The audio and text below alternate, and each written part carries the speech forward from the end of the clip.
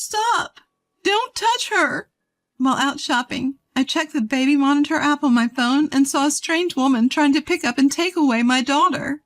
There, next to the crib, my husband was blissfully napping. Wake up, you! I was drenched in sweat and couldn't help but shout, even though I knew he couldn't hear me. I had left my 3-month-old daughter in my husband's care while I went shopping. While he had happily agreed to watch her, he ended up taking a nap instead of actually taking care of our daughter. I regretted trusting him in that moment, but it was too late. Frantically, I called my husband while preparing to rush to the police, but then, what caught my eye was an unbelievable sight. I'm Aria, a 35-year-old elementary school teacher. My husband, also 35, is a high school sweetheart who now runs his own business. After years of fertility treatments, we were finally blessed with our daughter, Mary. He would always gaze at her and say, "She's so cute," clearly delighted. Although he never took care of her, I had some time off for parental leave and felt content and happy. Before Mary was born, we had grown apart. My husband was a workaholic, often coming home late and working on his days off. I was also busy, and despite wanting to come home early, would often return after dark due to grading tests and preparing for the next day's lessons. Slowly, his attitude and words towards me became colder. "Sometimes I come home early, and you're not here. There's no dinner, and the house is a mess. What's the point of us being married?" "I'm sorry. I've been busy with work." "You're the wife. Act like it. This isn't a relaxing home." Even though we both work, he thinks housework is my job and never lifts a finger to help. So there I was, doing all the cooking and laundry, no matter how tired I was. I refrained from asking to help because I knew he wouldn't budge. I felt emotionally distanced from my husband and was left with a lingering sense of discontent. However, having a child changed my husband. He started to come home early just to see our daughter's face. "Isn't she adorable? She's got a beautiful face, just like me." "You wish." I chuckled. Yet thanks to our daughter, I began to feel that our relationship might be on the mend. Mind you, he was still glued to his phone, constantly checking it. "Hey, do you really need to take your phone even to the bathroom and shower?" "Well, work's been going great, and clients keep reaching out." "I know what it's like to bring work home. Just take care of yourself, okay?" I was genuinely worried for his health, but I never imagined what would happen next. On a day off, as I was busy with household chores, my husband unexpectedly made a kind offer. "Look, I know you're swamped every day. I'm off today, so why don't I take care of Mary? Go out with your friends, have some tea, and relax." "Really? Thanks." I was pleasantly surprised by his sudden gesture and gladly prepared to enjoy my long-awaited time alone. I felt happy thinking he was returning to the thoughtful man I'd married. Shopping in the bustling downtown area, dressed to the nines, I suddenly found myself worried about our daughter. After all, I hadn't been apart from her for a single moment since she was born. Now is the perfect time to use this. I pulled out my phone and accessed a certain app. You see, I had installed a baby monitor camera in the house for just this kind of moment. The camera's footage and audio gets sent directly to my phone in real time. I've told my husband about this camera setup a while ago, but he might have forgotten since he really didn't pay attention. What do we have here? A bit anxious, I check the footage, and am disappointed by what I see. It's great that my usually uninvolved husband agreed to babysit, but it looks like he's dozed off next to our daughter's bed, probably worn out from work. Our daughter, Mary, has been left alone in her crib. Well, he's completely dropped the ball, but the kid seems content, so it's okay for now. Just as I sighed in resignation, I witnessed something shocking. Out of nowhere, a young woman I've never seen before appeared and picked up my daughter. "Who are you? Wait, what are you doing with Mary?" I panicked and screamed as loudly as I could into the baby monitor toward my snoozing husband. "Wake up, quick! Someone's taking Mary!" Of course he can't hear me and continues to sleep. It looked like the woman was about to take my daughter outside. I was about to rush to call the police while still glued to the live feed when, in the next moment, my husband wakes up and starts chatting with the woman who was holding our daughter, even leaning in and being affectionate. What? What's going on? Do they know each other? My mind was racing, totally thrown off by this unexpected turn. And then, when I heard their conversation, I was even more shocked. I want to make this adorable child mine as soon as possible. Once the plans go through, my wife will soon be out of the picture. Then we'll have a windfall and can live luxuriously. We can finally be together, Lily. You're being so nice to your wife, so she doesn't suspect anything, right? Yeah, begrudgingly. She's nothing compared to you. No charm at all. You're young and beautiful. The only one I love is you, Lily. Feeling sick to my stomach, I watched my husband flirt shamelessly with another woman. I'd been fooled into thinking he had returned to the caring man I once knew. My husband and Lily were meticulously plotting against me, unaware that I was listening. Thanks for showing me how to target her life. I had no idea such methods even existed. Listening to their unsettling conversation, the woman grinned and showed my husband a small white flower, then began arranging it in a vase. Who is this Lily who seems so intimately involved with my husband?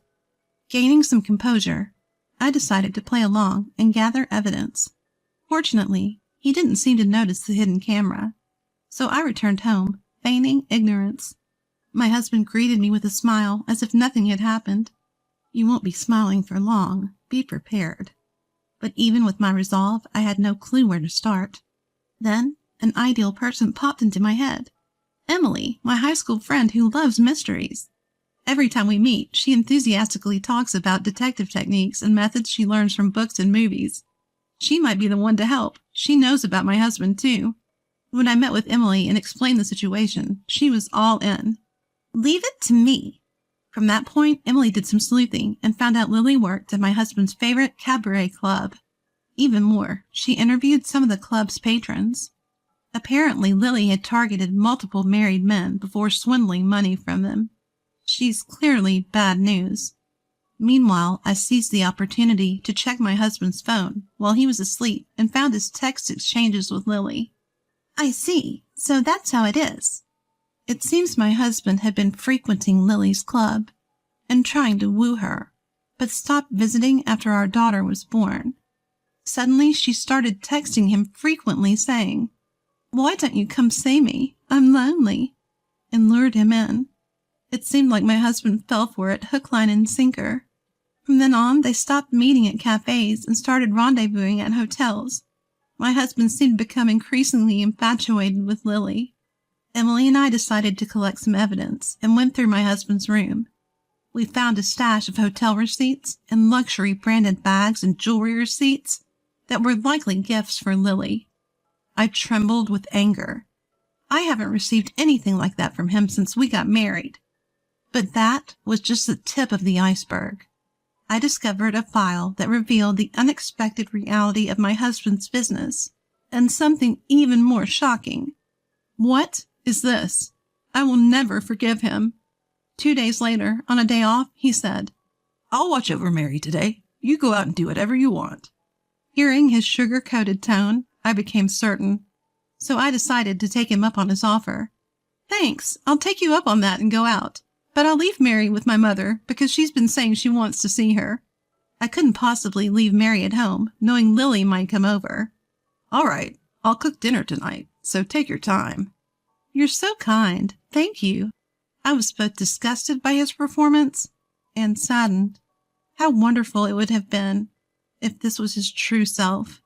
After dropping off my daughter with my mother, I went to Emily's house, which was near my parents' home. As we were watching the surveillance camera footage, sure enough, Lily showed up and started doing something shocking in the kitchen with my husband. My faint hope that my husband might change his mind was shattered. In fact, I felt hatred toward him, seeing the grin on his face. 2 hours later, when Emily and I returned home, my husband, who thought he was alone, let out a surprised, "What?"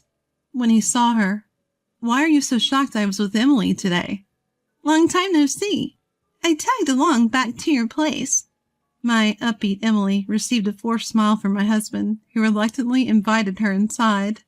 Mary's already asleep, so she'll be spending the night at her grandparents'. "Ah, I see," he replied, clearly distracted by something else. But Emily threw him another curveball. Something smells good. Is it curry for dinner? Mind if I join?" Well, My husband stumbled over his words, clearly uncomfortable. Before he could decline, Emily had already sat at the table, so we ended up having dinner together. As I was about to help with the setup, my husband insisted. "I cooked today. Let me serve it." He returned with a tray of curry for 3 and set a plate in front of each of us. I seized the moment. "Wow, my curry has a lot of meat. Let me swap plates with you." "What?" Before he could say anything, I had already switched our plates. His face turned pale, and he looked utterly helpless. I relished the curry in front of him, while Emily watched with a smile. She didn't try to eat hers, though. After all, who knows if what's on Emily's plate is safe? My husband, however, seemed oblivious to Emily's reactions, his face growing more and more pale. "Why aren't you eating? It'll get cold." "I'm, full already. Hey, why don't you eat it?" "Why should I? Are you trying to get me to eat it for some reason?" "What? No, of course not." "Then take a bite. You made it yourself after all. I said I don't want to eat it." He clenched his lips and sweated, even though it wasn't hot. "Well then, I'll take this curry as evidence and give it to the police." "What? Police?" For a moment he froze, then mustered a feeble voice. "I just don't feel like eating it because my stomach's off." "If there's nothing wrong, then you shouldn't mind it being given to the police, right?" At that instant, he slammed the table, about to lunge at me, but then noticed Emily and stopped. "Police? What are you accusing me of?" I thrust before him pictures of files documenting his company's poor financial status. "Your company's doing bad, huh? It could go under any day now." "How did you find that?" "I found it in your study. Planning to make me the fall guy to save your company. How awful." "What are you talking about? There's no way I'd do such a thing." My husband still seemed to be playing dumb. He turned towards Emily and exaggeratedly shrugged his shoulders. "Listen, Emily, my wife here has been really paranoid lately. I'm actually worried she might be ill. Me trying to kill my own wife? Ridiculous." "Oh, so you're still pretending, huh?" Without waiting for his response, I pulled out my smartphone and began to play the footage recorded from the surveillance camera. There he was, my husband and Lily, both beaming as they began to make curry together. They took some of the curry from the large pot and transferred it into a smaller one, into which they added the juice of a white flower known for its toxic properties. Their entire conversation about trying to get rid of me had been perfectly captured as well. "And look what I found in your study," I said, throwing onto the table a $100,000 life insurance policy taken out on me. "My life seems to be quite valuable, doesn't it?" This is..." "I was hoping you'd have second thoughts. But too bad. I have all the evidence I need, so it's over to the police now." His eyes widened and his lips trembled, finally seeming to accept that he couldn't deceive me any longer. He broke down and deeply apologized. "I'm sorry. It was a momentary lapse. Forgive me." "Why would I? You cheated on me and even plotted to kill me." "I was influenced by Lily. I never really intended to. And things at work haven't been going well, so I just..." "It's too late. I've already reported you to the police. They should be here soon." "Please wait. I'll do whatever you say. Just don't call the police." In truth, I had secretly reported him to the police while he was serving the curry. If he had had second thoughts and decided not to go through with poisoning me, I might have reconsidered calling the cops. That thought was still lingering in my mind. Unfortunately, my husband chose his affair and money over me. As he was being led away by the police, he pathetically cried out, "I did nothing wrong. Help me." Later, he was found guilty of conspiring with Lily to take my life. Once this became public, his company went under. After the divorce, my daughter and I started living together. I demanded $30,000 in settlement money and $150,000 in child support from my ex-husband during the divorce proceedings. I hope he truly learns that you can't ever justify endangering someone's life for money while he's behind bars. As for my father-in-law and mother-in-law, they apologized for the pain they caused me and agreed to pay the settlement and child support in place of my husband. They promised to make sure he repays them once he's out. I also demanded $20,000 from Lily during the divorce proceedings, and I intend to make sure she pays up. Both my ex-husband and Lily face a long time behind bars and a grim future even if they get out. I plan to return to work when my adorable daughter turns 1. We'll face the future together, doing our best every step of the way,